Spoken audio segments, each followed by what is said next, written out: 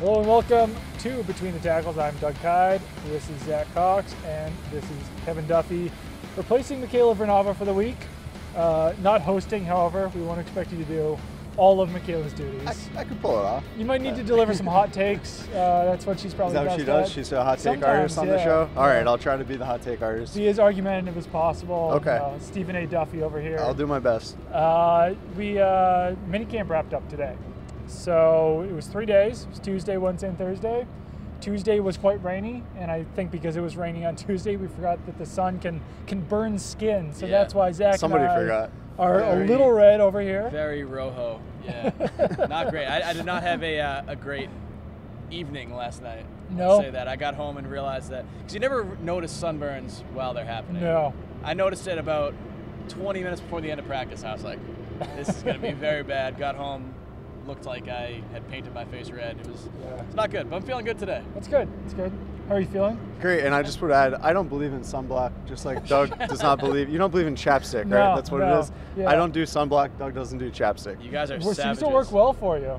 What? The no You're not sunblock? burned, yeah. No, a little bit. I'm a little red. Yeah. We'll see how that works out for you. I believe strongly in both of those things. Chapstick is a myth. I don't believe in big chapstick. Let's move on to minicamp real quick, or just for the rest of the podcast, I guess.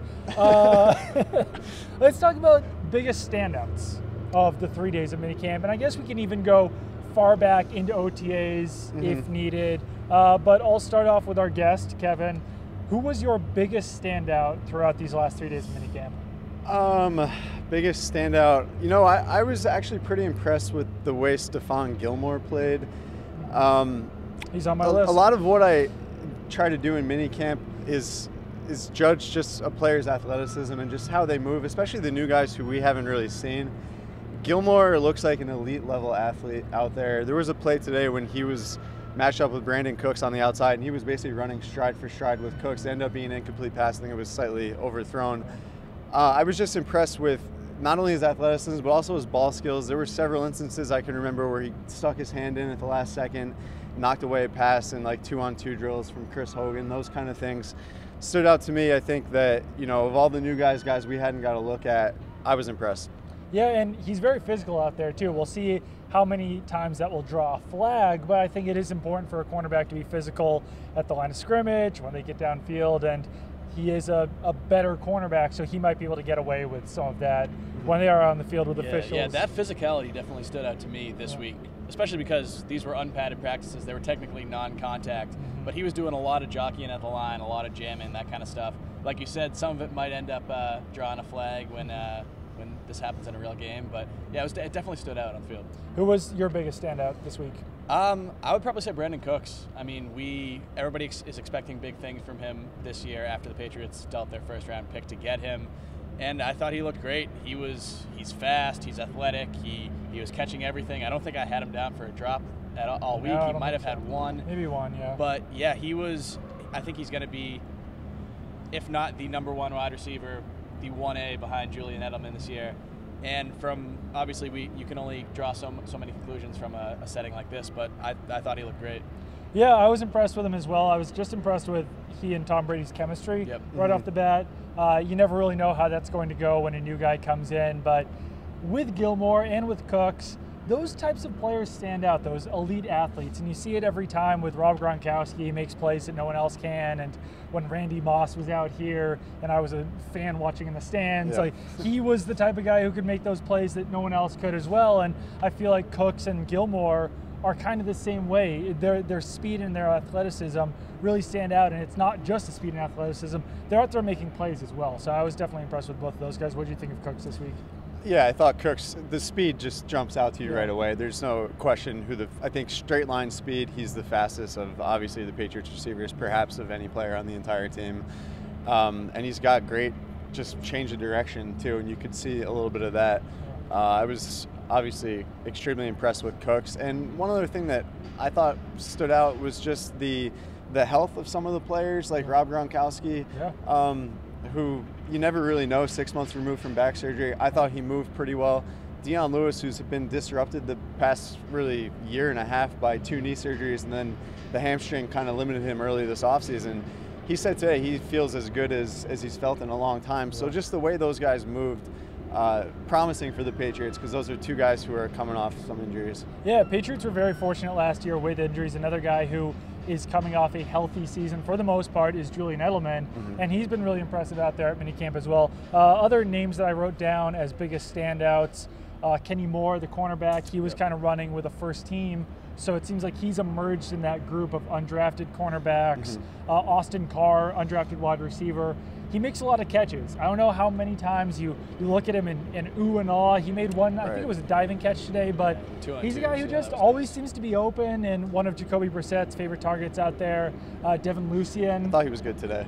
He was a 7th round pick last year. He's been running, I don't know if it's with the first team, but at least with Tom Brady and Jimmy Garoppolo. And he's out there making catches. And among that second tier of wide receivers, I think that he's standing out maybe a little bit more than the Andrew Hawkins types or the DeAndrew White types. So I've been pretty impressed with him. And then Eric Rowe and Rex Burkhead also. Eric Rowe had an interception and a pass breakup today. Rex Burkhead caught a boatload of catches yesterday, and it seems like he's going to be a weapon that they can probably move around a little bit there on offense, as not only a running back but a pass catcher out there as well. One more name I'd throw out, Tom Brady. He's looked pretty good this week. I mean, obviously that's not a surprise. A guy of a quarterback of Tom Brady's caliber should be able to kind of pick defenses apart in this setting. But I just thought you realize it seemed like the offense was just operating on a higher level when Tom Brady was in there. Obviously, part of that is because he was playing with all starters, and both Jimmy Garoppolo and Jacoby Brissett had some new guys, some backups in there. But I thought, you got a B situation. I got a bee buzzing all around. Yeah. Whoa! But you got a real bee problem over there. But Jesus. Yeah. I'm terrified of bees and all flying things. As I actually said earlier, the last time I got stung by a bee was in 2009 on my birthday, and I was just like, yeah, whatever. It must have been pretty traumatic if you remember the last time you got stung by a bee. Michael Jackson died that day. Farrah Fawcett died that day. I remember that day too. I was driving through South Dakota. It was kind of a memorable day overall. It was also the day of the NBA draft. Oh, yeah. I don't know why I remember that. Yeah. Anyway, what were we talking about? Yeah, Tom Brady looked good. Jacoby Brissett looks pretty good, but you can tell he's still developing. He definitely looks a lot more comfortable, I think, this year than he did last year. He's taken a lot of time to throw still. A lot of his passes are just kind of dump offs to receivers and tight ends. This is gonna be the best video podcast of all time if one of us gets stuck by this bee. You guys are never gonna have me back on again because I think this is great. So on Brissett, I think the sheer volume of reps he's getting is important. Yeah. He's not necessarily working extensively or really at all with like the Edelmans and Brandon Cooks, but Brady and Garoppolo are alternating between the first team personnel, and Brissett is basically working with the backups alone. So I think just the sheer volume is important for him because that's what you need. It's all muscle memory at quarterback. We saw Jimmy Garoppolo early in his career struggle with the same kind of things where he would hold the ball way too long in practice, and I think the way to get out of that is just reps. I mean, the more reps you have, the more comfortable you're going to be. I've been impressed with Brissett this whole minicamp session, throughout the one OTA that we saw as well. I just think he's ahead of where he was last year. He is still holding the ball too long, but I mean, his passes are on. You don't see him making many glaring mistakes out there. There aren't a ton of passes that are sailing too bad. You know, you see one or two per practice, but he's a second-year quarterback, and we've seen some quarterbacks come through here in the past who have not been good. And I would put Jacoby Brissett well ahead of the Tim Tebow's and the Ryan Mallett. I heard you liked him more than Ryan Mallett. Ryan Mallett was a crap quarterback when he was here. I mean, I think it was almost helped by the fact that he was competing against Tim Tebow when he was here, because he was like, well, Tim Tebow's horrible, so at least Ryan Mallett's better than him. But Ryan Mallett was never a good quarterback here. And yeah, I said that because there was a list thrown out there of backup quarterbacks that are better than Colin Kaepernick, and Ryan Mallett was on that list. And I was like, I mean, if you've seen Ryan Mallett practice for even one session, you could not put him above Colin Kaepernick, who made a Super Bowl. Right. I assume Brissett was not on the list, right? He wasn't, but he should have been. Was. I don't know if Brissett's better than Kaepernick now, but right. Yeah, that's a good point. But I think Brissett has a lot to like about him. He's got great size, obviously. You saw in the Houston game, he moves extremely well for someone that size. He's got a good arm, and I think he's pretty mature. He's just he seems like he's almost unflappable. Yeah. Like, I think he handled the situation very well last year. So he's a guy that I think we're going to be talking a lot about into training camp, just because how they view him is going to factor into what they do ultimately at the quarterback position. He seems like a very realistic guy to me too. I guess I don't know if that's the right word for it, but we were talking to him yesterday after practice, and someone asked him about the gap between. They said, do you believe there's a gap between yourself and Jimmy Garoppolo? And he's like, yeah, there's obviously a gap between me and Jimmy Garoppolo. There's obviously a gap between me and Tom Brady. They've been in the system longer. They've been in the NFL longer. They're better quarterbacks than me right now, but I'm trying my best. I'm not going to settle for that. I'm trying my best to close that gap, or to even erase that gap at some point. So I think his head's in the right spot. It's got to be a little bit tough going into your second year. Sometimes players will go into their second year as a starting quarterback, or at least as a backup quarterback. He's the third string guy right now, but he does seem like his head's in the right spot. And I think that he kind of need to come out here and impress, just because the Patriots do have to decide what to do at quarterback at some point over the next couple of years. And if he wasn't the guy, then, I mean, it wasn't likely, but the Patriots could have moved on from him when cutdowns come in September, just because if he's not the guy, then why do you waste time with him? But the fact that he is impressing, I do think that they will keep around those three quarterbacks again this year. And just to segue real quick, we are going to get into which players need work.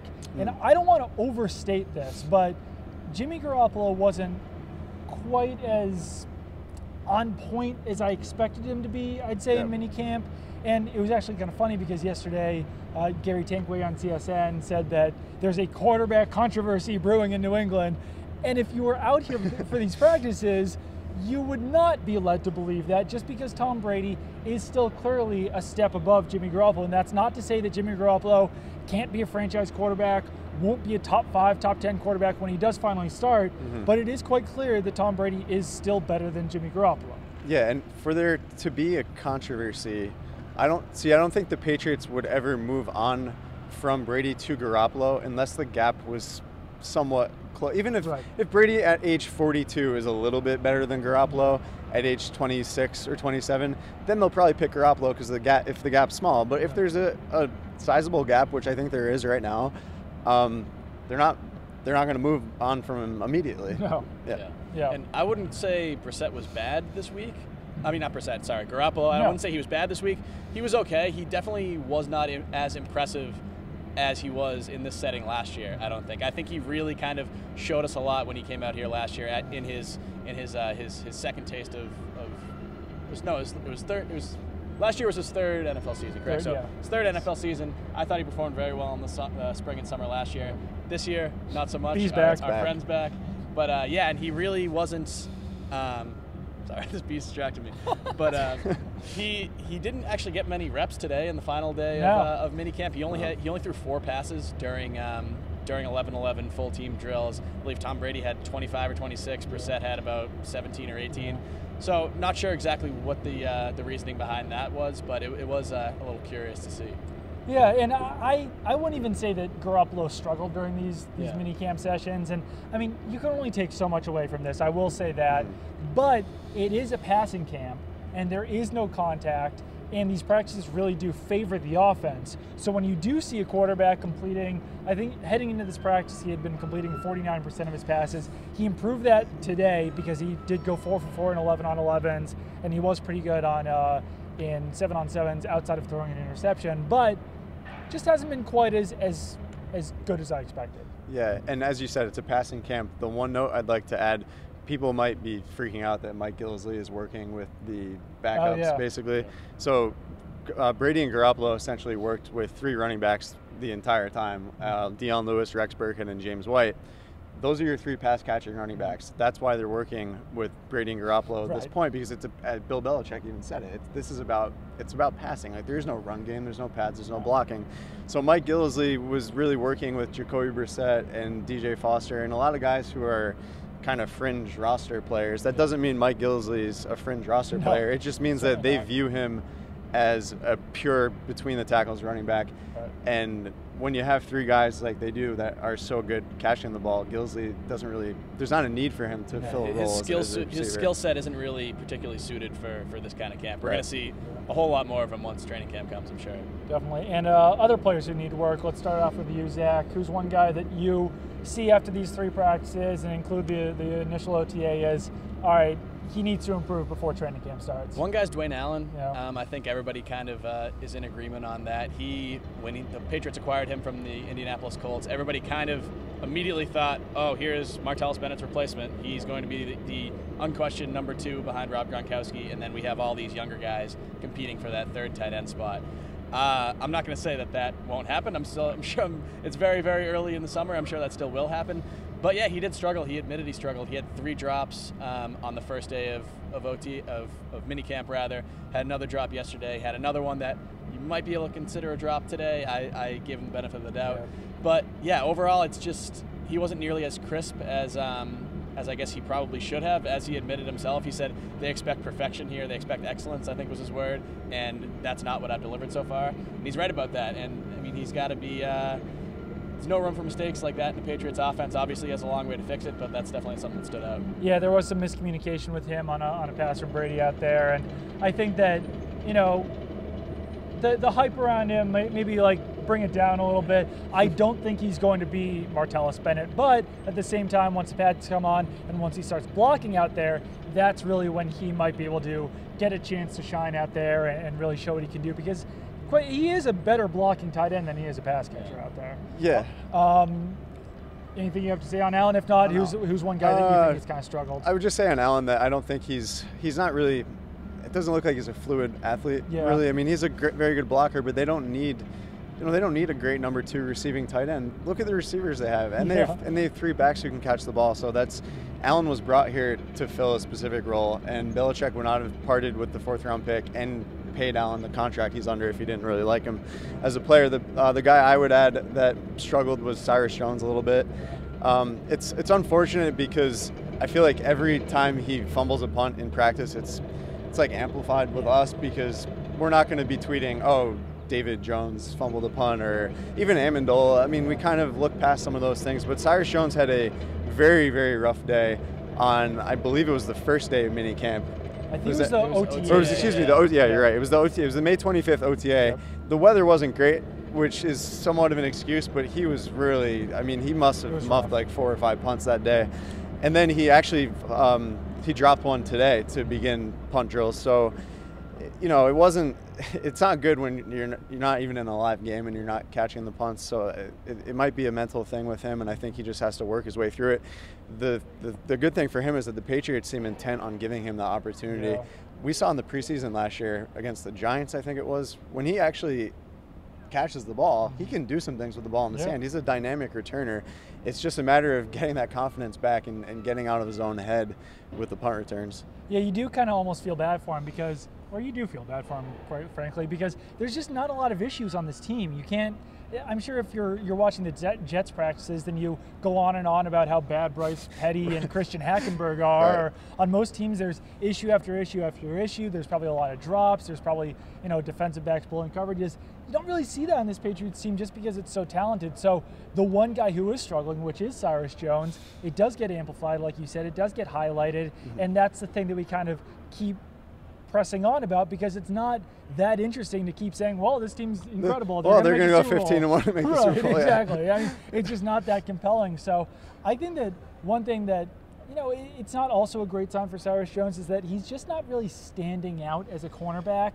I can't think of one play where he made a great play on defense. And for guys like even Dwayne Thomas and Kenny Moore, you can think back to pass breakups, or David Jones, the safety. He made a pass breakup in one-on-one drills. Cyrus Jones just hasn't really made those plays as a cornerback, and if he's still muffing punts, then it's obviously not going smoothly for him at this point in his career. Yeah, I think even going back to last summer, the first time we saw Cyrus Jones out here, they almost had him as punt return as his primary position and cornerback as a secondary position. We would see in training camp where he would get pulled out of defensive back drills to catch punts with D'Angelo Bentley and a couple other random guys who never ended up making the team. So that's what they drafted him to be. They drafted him to be a return man, also to help out in the secondary, but really to be that dynamic return guy. And he hasn't done that so far. And like you were saying earlier, there's really no room for error for him. Every time he drops a punt or muffs a punt or makes a bad decision, which he made a few of them during that OTA session you were talking about, where he just kind of misjudged things and caught punts that he was not supposed to catch and didn't stay away from some that he was. And every time he does something like that, we're going to notice it. One, because he had those struggles last year, and two, because, like you said, there's not a lot of nits to pick on this team. No. And I do think he's still being given every opportunity to make this team and to play a key role on it. I mean, we've seen right now the slot corner position is pretty much up for grabs. The Patriots have really rotated guys through that this week. We saw Cyrus Jones had some time at that. Jonathan Jones had some time at that. Justin Coleman had some time at that, all with the first team. So you could tell they're really trying to see, asking someone to jump up and take that position. I haven't seen much on the defensive end from Cyrus so far. I haven't seen glaring mistakes, but like you said, he hasn't really stood out. Yeah, and I think that slot position will come into focus a little bit more during training camp too, once Daron Harmon is back taking team drills, because we'll probably actually see Patrick Chung slide down into the slot or closer to the line of scrimmage more than we did, at least in these practices, just because Harmon wasn't really out there. They were forced to put Jordan Richards in there. One other guy on my who needs work list was just Josh Augusta. The Patriots defense had to take 2 laps today. Augusta was lagging way behind the rest of the unit on the first lap, and he couldn't even finish the second lap. And it was, 74 degrees outside today? I mean, it was The sun warm. was strong. The sun was strong, but it's going to be about 20 degrees warmer in early August. It was a rough look for a professional athlete. It's not good. Augusta is the undrafted D tackle out of Missouri. He was at 390 at one point this year, and he said he was down to, I believe, 350. Wants to get down to 335. He's lost a lot of weight in a short amount of time. I don't know if this might sound ridiculous, but I don't know if he's like eating enough. Just because, like, you know, if you're having that much trouble running a simple lap at like an eighth of speed, like not even a quarter speed, it was a jog. The issue might be you need to get some more calories in your system. Yeah, the dietitians here might need to work with him a little bit, try to get some lean chicken breast in there rather than just forego food overall. Yeah, he said he cut out fruit at night and it helped him lose a lot of weight. I just thought it was kind of a weird thing to, you would think guys would say like, oh, I stopped eating pizza and like chips. He's like, no, I just don't eat fruit at night anymore. Is he eating? I'm like, is that actually going to make you lose like 40 pounds? Is he eating like an entire bag of grapes or something? Like how much fruit could he possibly eat? I don't know. It's wild. But yeah, especially with the defensive tackle unit being pretty much solidified. I mean, a guy like him or Adam Butler, the other undrafted guy, really has to blow people away to earn a spot in that unit. And safe to say that he has not done that so far. No, he stood out negatively today, I would say. One other kind of interesting note from today was that the coaches were really fired up. Yeah, they were really yelling at their players. Whoa, I don't know what just happened behind me. They're putting together Monster Jam right behind us, by the way. So this is behind why it looks like a construction site in they might Gillette be Stadium right now. Dropping some cars down there or something. Maybe they're running them over already. But Matt Patricia was pretty fiery today. Cornerbacks coach Josh Boyer was really fired up today. Just kind of interesting. I don't know. Maybe Belichick started getting in on his coaches, telling them to get their players going a little bit more. I don't know what was going on, but it was a fired up practice. Yeah, Matt Patricia was irritated after.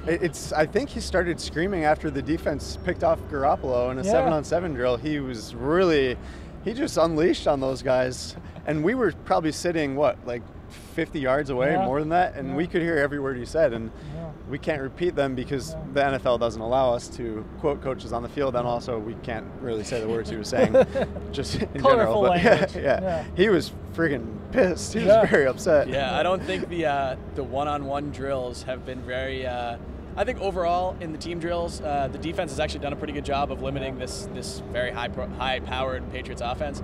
But one-on-one drills between the defensive backs and wide receivers have absolutely dominated. And these happen early in practice. We've seen the defensive backs have to do a bunch of push-ups, have to run a couple laps. I think that's kind of set the tone both of these 2 days and kind of whipped these defensive coaches into convincing them to kind of wake their guys up a little bit. Yeah, and it works by the time the team drills come around because, like you said, they've done a good job. They had 3 interceptions today. They've had multiple pass breakups every day. I think it was 11. There was an interception and 10 pass breakups yesterday. Yeah. So it was impressive. Some good stuff. One final thing before we wrap this up. Julian Edelman reportedly signing an extension. It's good news, I think, for the Patriots. That was one thing that was going to be kind of looming over them as the next offseason was building up. And, I think that he was one guy that some people were put on that, like, surprise cut list, maybe. This year? Yeah, I saw it floating around a little bit. And wow. You have to dive. Big surprise. You have to dive really deep for those, I'd say. And when you're looking at a player who is entering the final year of their contract, who, is getting a little bit older, I think that that's when you start to kind of highlight those guys. I don't even know who said it, but someone out there on Twitter was saying that he was a surprise cut guy, but no, that's not going to happen. It was never going to happen. And just to get him signed here for a few more years, I think that Tom Brady will appreciate that. I think the Patriots fans will appreciate that. He's a fun guy to have around. Us media members will appreciate it. So, what do you guys think about that? I'm mildly surprised, I guess, because Sure. I thought that when they made the Brandon Cooks trade, it was almost, not that they're the exact same player, but I thought that they felt we might be moving on from Edelman when his contract expires. We need another playmaker, basically. But I guess he is 31. He's had a pretty extensive injury history, so I wouldn't have been surprised if they didn't renew him. But that said, he had the best year of his career at age 30 last year, and he stayed healthy. He played all 16 games. So I think the Patriots probably have obviously a good medical evaluation of him, and they see the condition he's in right now, and they probably can anticipate that he can sustain this level for another 2 or 3 years. And if he can do that, I mean, I thought he was the most indispensable player on the offense last year. Yeah. And in 2015 when he got hurt and the offense basically fell apart. So I think it's obviously a good move for the Pats. Yeah, his injury history is the only thing that would kind of give me a little bit of pause. The only thing that I guess would surprise me a little bit about this early extension, because he has gotten hurt a fair amount, and with the way he plays, I mean, all of his catches are just across the middle. It's like the old things we saw with Wes Welker. By the end of Wes Welker's career, his body and his head were basically just completely broken down. Yeah. Obviously, the Patriots don't expect that to happen with Edelman for at least a couple more years, however long. I haven't seen were there any projections of how long the contract is? Yeah, I haven't seen that, but it'll definitely be at least a couple of seasons, so they expect him to hold up.